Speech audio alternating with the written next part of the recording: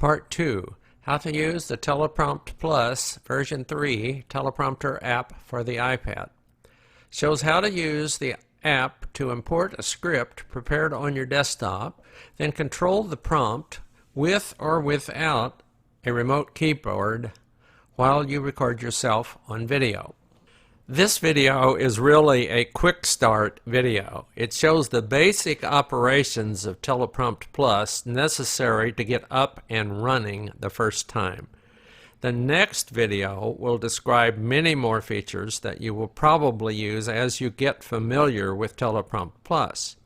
For the more advanced features, such as recording both audio and video with Teleprompt Plus, please consult the online help files.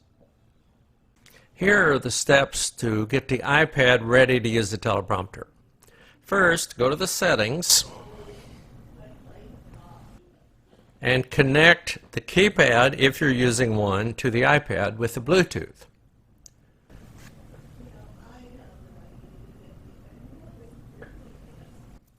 If you've used the keypad before, you probably don't need to do anything other than after you turn the keypad on, you have to press the return key a couple of times to send a signal to the iPad so it'll turn on and connect to the keypad.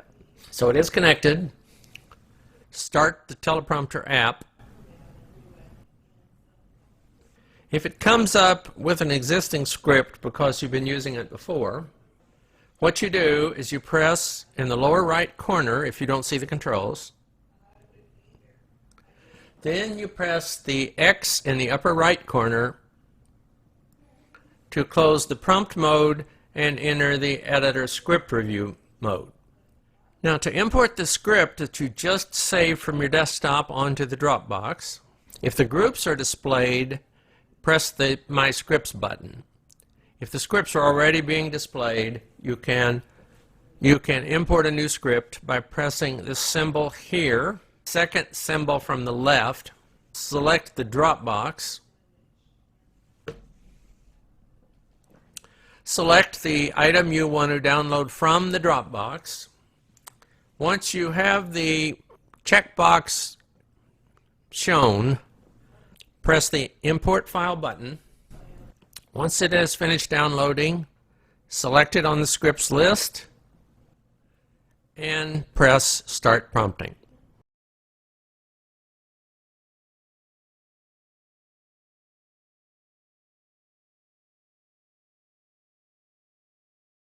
If you'd like to type in your own script on the iPad instead of exporting it from your desktop, here's how to do that. Go to the display for the scripts on the iPad, press the plus key below the script list, press where it says Enter Script Name. When the blinking cursor appears, type the name of the script. Click in the content box, type the content. When you're finished typing the content of the script, make the on-screen keyboard vanish and click Start Prompting.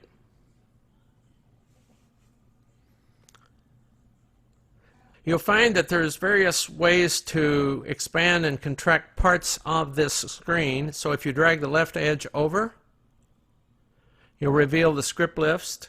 There's the new script we just typed, script 1. If the options column happens to be covered by the script, you can press this symbol to reveal the options column. Anytime you return to the script page after prompting, it will show you the current script in the middle, and you can edit it by pressing in the text.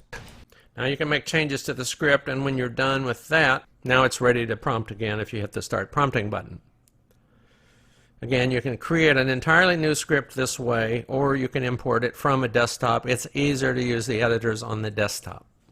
I strongly recommend using a Bluetooth keypad for the iPad to control the app. I'm using a Logitech metal keyboard case. No setup is required if you've been using the keypad other than just hitting the return key twice after you turn the keypad on. The keypad control keys are The space bar pauses and resumes scrolling. The up-down keys speed up or slow down scrolling. Speed up, slow down. The speed is shown on the display here. Plus or minus will increase or decrease the text size. Remember, you have to hold down the shift key to hit the plus. Enlarge, and then I hit minus to reduce. To restart to the beginning of the prompt text, press the B key. If you're not using a Bluetooth keypad, here's how to control the app using the iPad. Double-click the screen to pause or resume scrolling.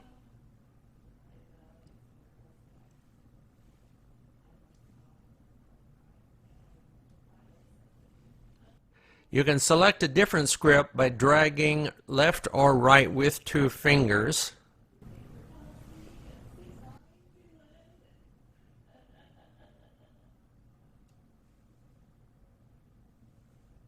It remembers all the settings on whichever script is selected, and this particular one I had already selected the mirror mode for use with the teleprompter hardware, which has a mirror reflection in it. So let's go back to the one we were on. If you don't see the controls and you want to make some other changes, press the lower right corner, and to keep it on the screen longer than 5 seconds, push the open padlock to make it locked. Now that the controls will stay on the screen until you make them disappear. You can click the symbol at upper left to restart the script from the beginning.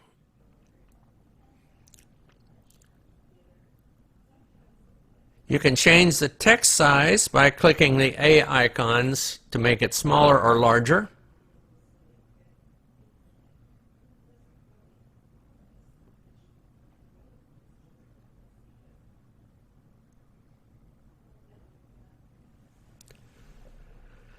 You can change the scrolling speed by clicking the tortoise or the hare. Tortoise to make it slower. The speed is shown here. It's 5 at currently. 4.5, 3.5, and so forth. You can fine adjust the scrolling speed by dragging the box here. It's a very fine adjustment. And as I said before, you can speed it up by clicking the hare symbol. That's hare as in rabbit, not hair as in on the head. And we're up to 5.7 presently. If you have paused the scrolling by either double tapping the display or by clicking the symbol here to pause it, if the controls are visible, you can restart it by either double-clicking the display or by clicking the arrowhead. Normally you don't want the controls to be visible while you're prompting and reading from the prompt, because that way you get more display. As with most text apps on the iPad, you can drag the text up and down with one fingertip. To make the controls go away again, click the padlock to unlock it.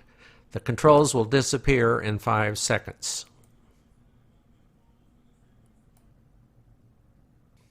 To change program options other than the ones available on the prompt screen, switch back to the script screen by pressing the X. You can change many of the options here, but there are another set of options you can also change if you click the shovel and hammer symbol up in the upper right corner. So click that symbol.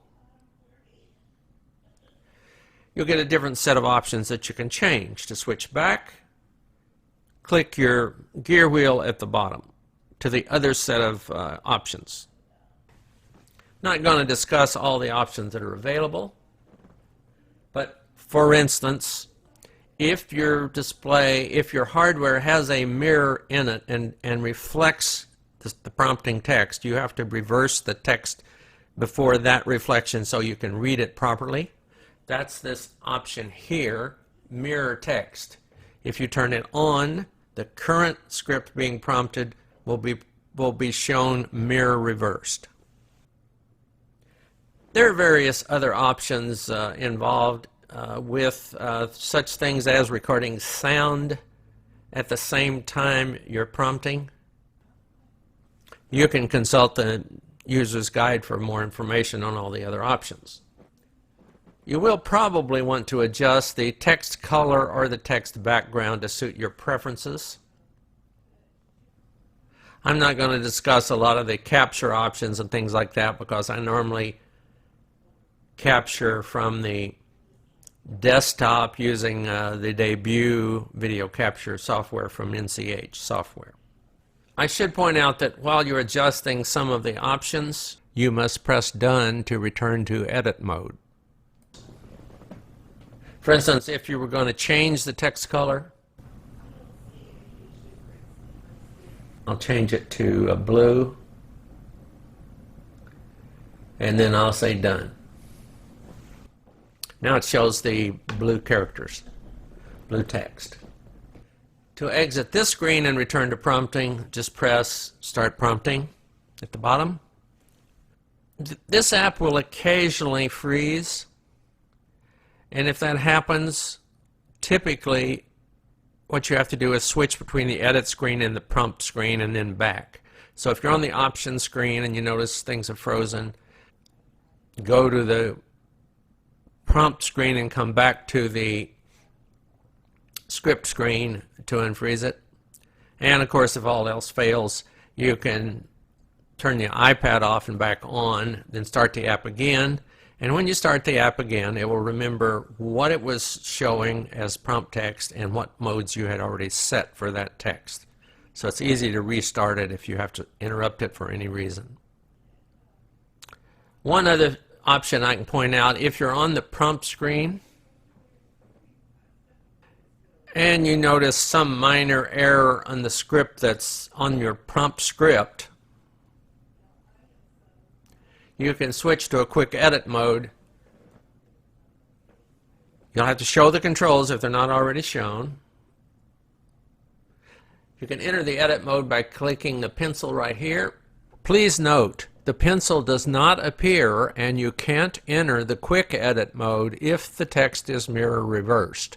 If it is, just press X to return to the editing mode and edit there.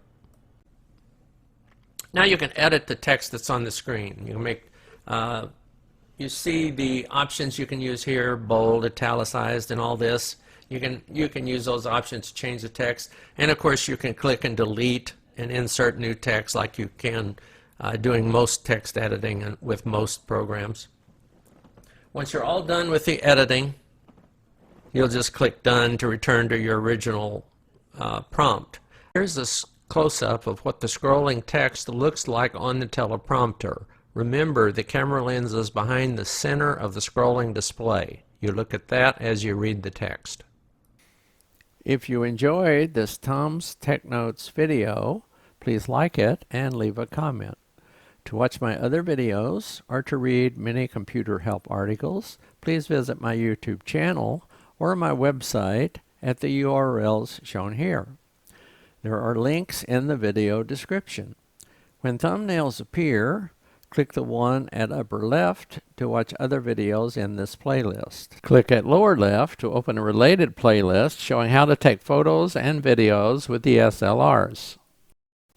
Click my photo to visit the Tom's Tech Notes channel. To subscribe, click the red button. If you don't see the red button, hover over my photo to show it.